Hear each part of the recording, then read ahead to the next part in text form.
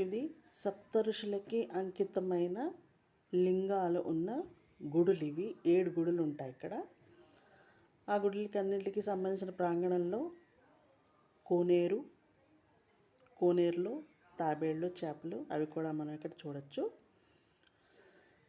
తర్వాత ఈ గుడి చుట్టూ కూడా చిన్న చిన్న గుహలు అవి ఉన్నాయి. ఇది కొల్హాపూర్ నుంచి ఒక 23 కిలోమీటర్ల దూరం హత్కళింగడ్ అనే ఊరికి సంబంధించిన ప్రదేశంలో ఉంది. ఇది రాముల వారు అరణ్యవాసం చేస్తున్నప్పుడు 14 ఏళ్ళు అరణ్యవాసం చేస్తున్నప్పుడు ఇక్కడ ప్రతిష్ఠించారు శివలింగం అని. రామలింగ స్వామి అని అంటారు ఆ దేవుణ్ణి.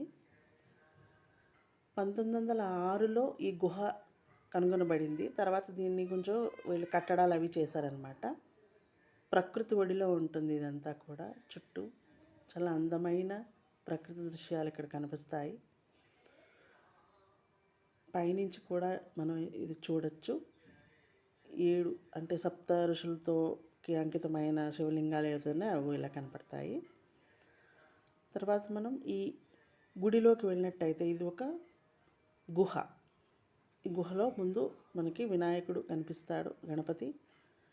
ఈ గుహ ఇది ఎప్పుడు కూడా తడిగా ఉంటుంది.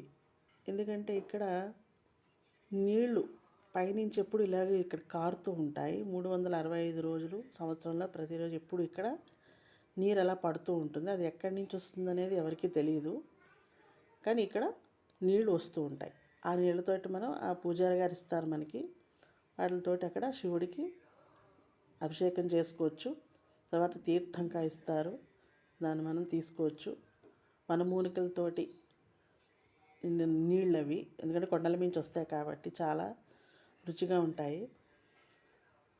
చూసారు కదా, ఈ గుడి ఎప్పుడు తడిగా ఉంటుంది ఇక్కడంతా నీరు. సో మనం జాగ్రత్తగా ఇక్కడ నడవాల్సి ఉంటుంది. బయటకు వచ్చినప్పుడు ఇక్కడ ఎడమవైపు హనుమంతుల వారు మనకి ఇక్కడ దర్శనమిస్తారు. ఇక్కడ 2 నందులు ఉంటాయి. అది ప్రత్యేకత. ఇక్కడ ఈ గుడిలో 2 నందులు ఉండడం అనేది ప్రత్యేకత. అన్ని చోట్ల అలా ఉండదు మనకి భారతదేశంలో, అక్కడక్కడ ఉంటాయి. అందులో ఇక్కడ కూడా అదొక ప్రత్యేకత. అలాగే ఇక్కడ ఏనుగు కూడా ఉంది. అది డబ్బులు పళ్ళు తీసుకుని దాన్ని ఆశీర్వదిస్తుంది. ఏనుగు అనగానే పిల్లలకి పెద్దలకి కూడా చాలా సంతోషాన్ని